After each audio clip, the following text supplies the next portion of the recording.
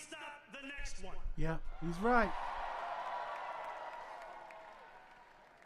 So Donald Trump, since I know you're watching, I have 4 words for you.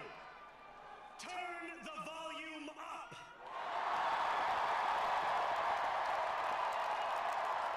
This is serious business. He's making a statement against Donald Trump. He's making a statement. I'm not going to be intimidated. This is scary stuff for some people. It's scary stuff because he's a Muslim. That's the problem people have. See, we got to discuss racism in this country. Nobody wants to do it. But it's a racial issue. Donald Trumps of our city have grown far too comfortable taking advantage of their tenants. Yes. It's a serious business. We will put an end to the culture of corruption that has allowed billionaires like Trump to evade taxation and exploit tax breaks. This is why people talk about Bernie Sanders, because he talks like this guy and he makes sense. There's nothing wrong with what he's saying. We got to fight these oligarchs. We got to fight. Working people have ironclad rights. The bosses who seek to extort them become very small indeed. You got to look at this and say this is a good thing. New York will remain a city of immigrants, a city built by immigrants, powered by immigrants. And as of tonight, led by an immigrant. That's serious business. And what you see the thing with socialists, what they call these socialist Democrats, they speak to the needs of the people. They meet people at their level. There's nothing wrong with what this guy's saying. So hear me, Is he scary? Yeah. President Trump, when I say this. To get to any of us, you will have to get through all of us. That's what I'm talking about. That's what I'm talking about. Somebody else that's sitting there and saying you're not going to get away with this, Trump. All in 58 days, expectations will be high. We will meet them. A great New Yorker once said that while you campaign in poetry, you govern in prose. If that must be true, let the prose we write still rhyme and let us build a shining city for all. And we must chart a new path, as bold as the one we have already traveled. This is good business. After all, the conventional wisdom would tell you that I am far from the perfect candidate. I am young, despite my best efforts to grow older. I am Muslim. I am a democratic socialist. And most damning of all, I refuse to apologize for any of this. And yet, if tonight teaches us anything, it is that convention has held us back. We have bowed at the altar of caution and we have paid a mighty price. He's right. Too many He's right. working people cannot recognize themselves in our party. This guy's talking good business, people. Get over the fact that he's Muslim. Get over the fact that he's young. Maybe that's what we needed. Maybe we're tired of these old Democrats No longer will we not doing a damn thing for us and don't want to go away. dare to be great. Chuck, I'm talking to you. Why did you endorse him, Chuck? You got to answer for that when ALC primaries you, Chuck, because you didn't endorse him. And it was wrong, Chuck. You were wrong for that. You don't have the guts. This is what we need. We need somebody with guts to fight. You playing it safe, Chuck. You spent too much time playing it safe. Who can afford to stay in the home they have worked for, Yeah. and whose grandchildren live nearby, because the cost of childcare. You did this to yourself, Chuck. Long Island. You did it to yourself. You didn't care. Mother who is safe on her commute and whose bus runs fast enough that she doesn't A have free bus? What's wrong with free buses? What's wrong with lunch, kid care? What's wrong with that? It's not radical. This is America. in the morning. This is America. Why can't we have these things? Why can't we have these things? Most of all, it will be felt by each New Yorker when the city they love finally loves them back. That's what I'm talking about. Somebody that cares. This guy's speaking to people at their level. New York, we're going to freeze the... Together, New York, we're going to make buses fast and... Together, New York, we're going to deliver universal... Let the words we've spoken together, the dreams we've dreamt together... This is powerful. It's a powerful moment. The agenda we deliver together. It's a powerful moment. You can feel this guy's energy coming through in his speech. New York, He's, this power, it's yours. This city belongs to you. Thank you. it's a powerful moment, people. It's a powerful moment. We got to admit it.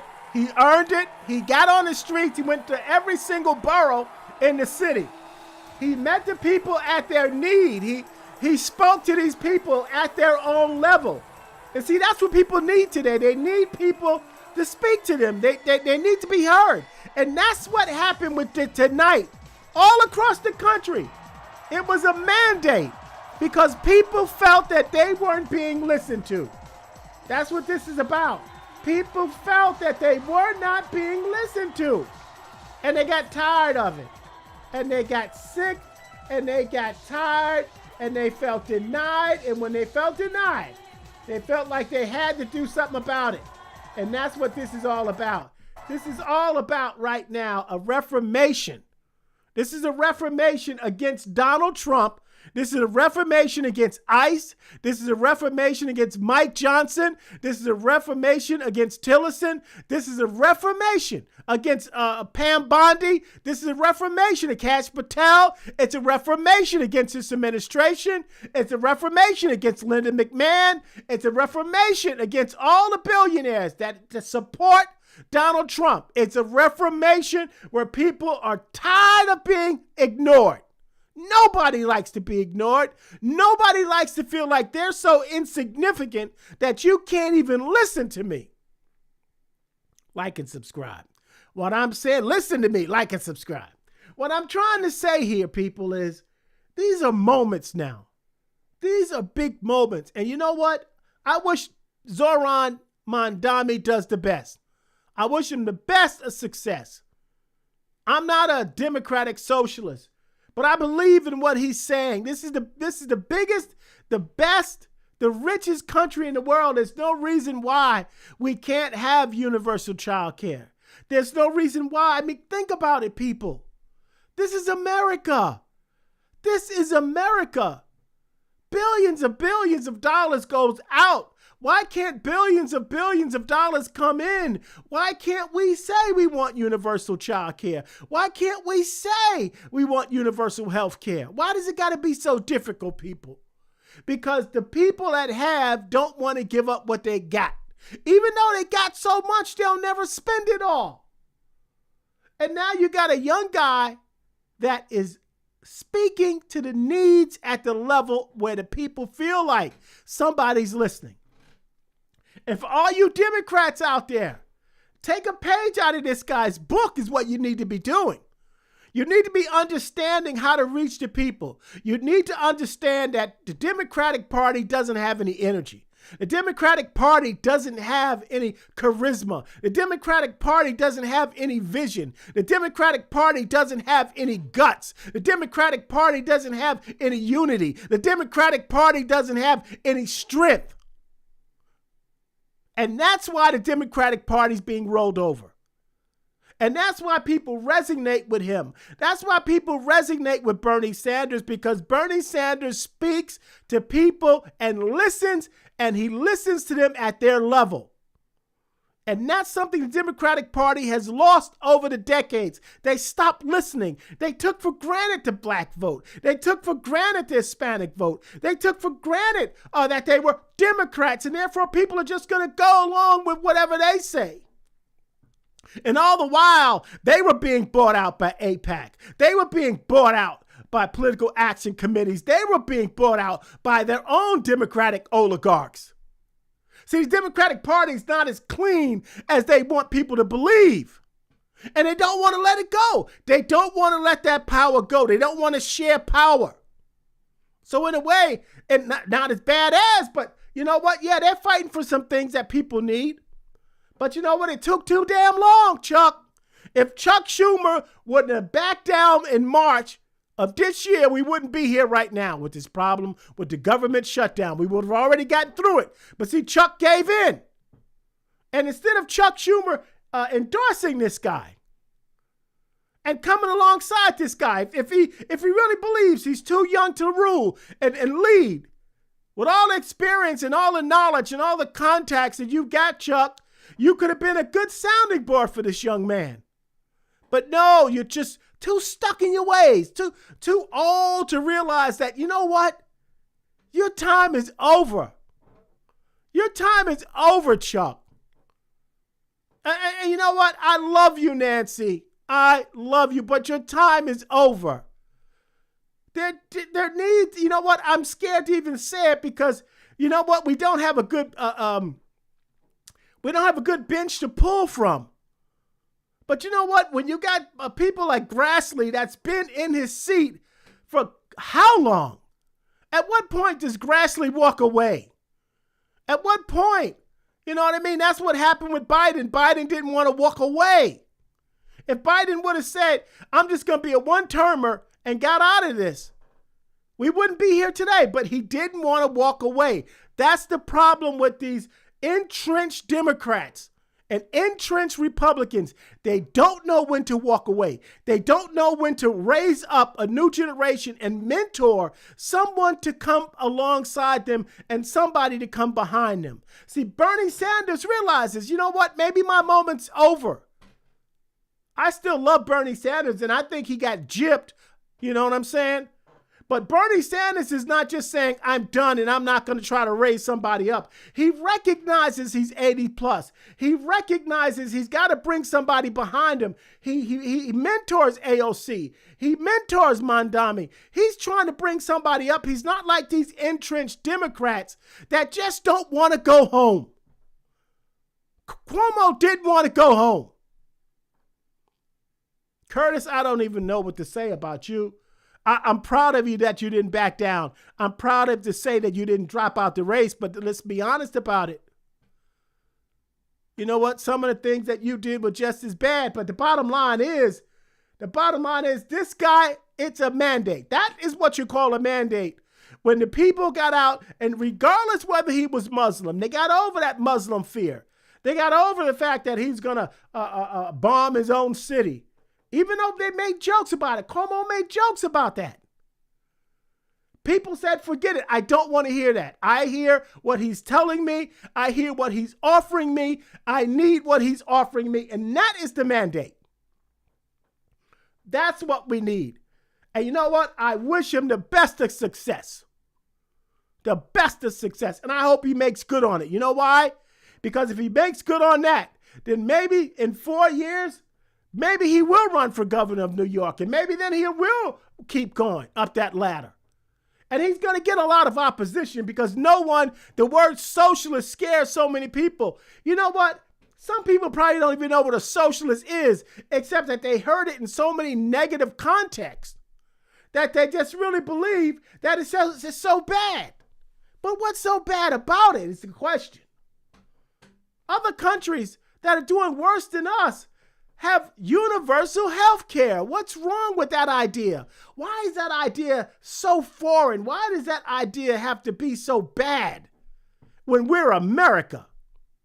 And it should be an American right that if we're sending billions of dollars everywhere else, it should be American right that there's free health care.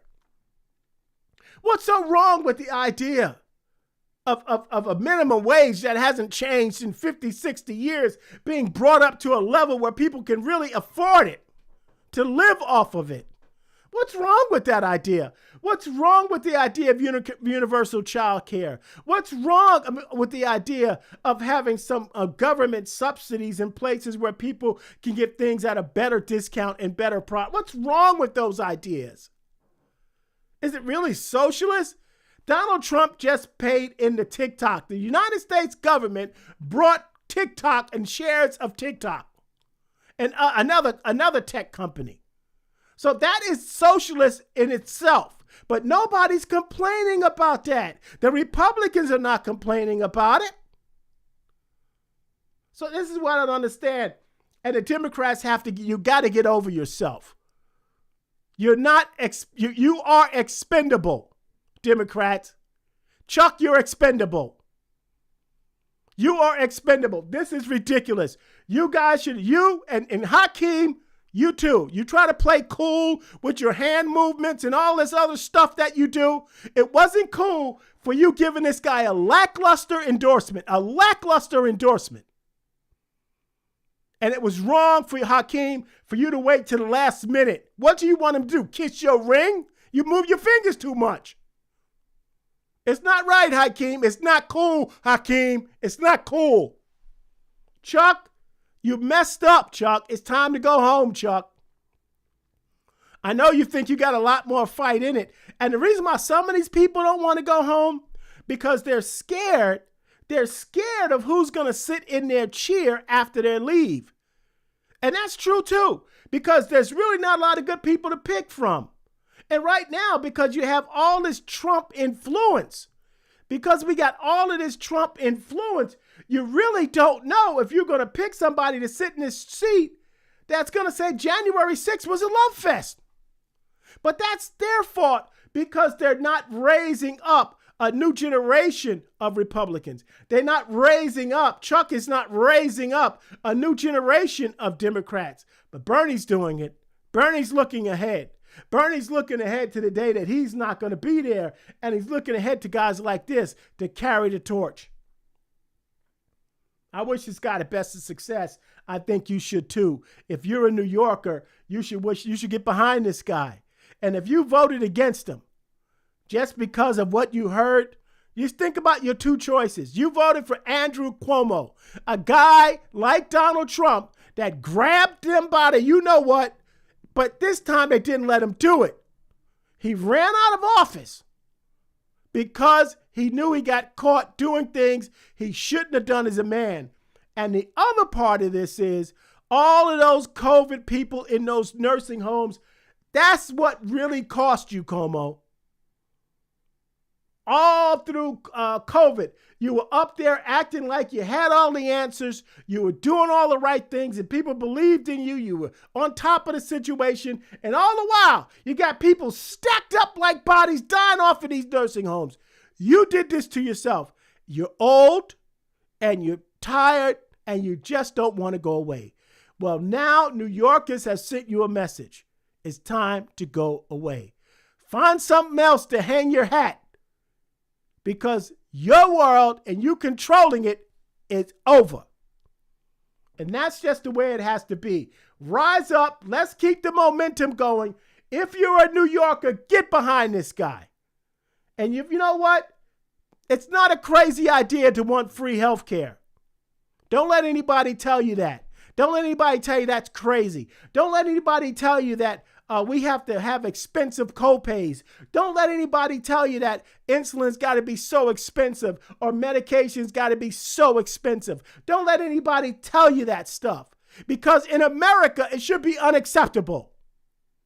When you got a president that's worth $5 billion, that he can't relate to us, and he's got women in champagne glasses and running around half naked, and he's got millionaires all in expensive party, when people are really having a hard time paying their bills, that person is mentally and emotionally and spiritually disconnected from the real world. And you know it, and you know it, and you know it.